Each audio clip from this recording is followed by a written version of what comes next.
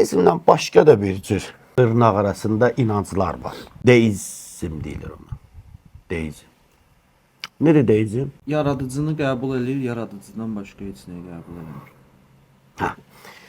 Yəni onlar nisbətən metafizik aləmi nisbətən qəbullanırlar. Yəni deist o kəslərə deyilir ki, onlar aləmin, kainatın yaradıcısına inancları var.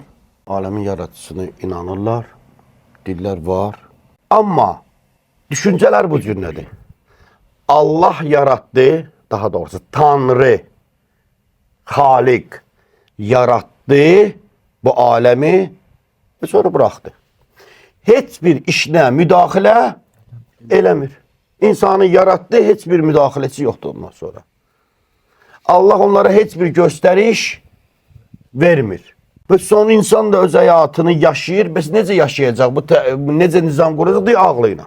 Ağıl kifayət edir. Bir qədər rasionalist yanaşırlar bu məsələlərə.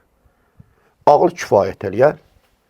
Heç bir dinə, heç bir vəhyə, heç bir peyğəmbərə, heç bir ilahi göstərişə ehtiyac yoxdur və bununla bərabər yoxdur.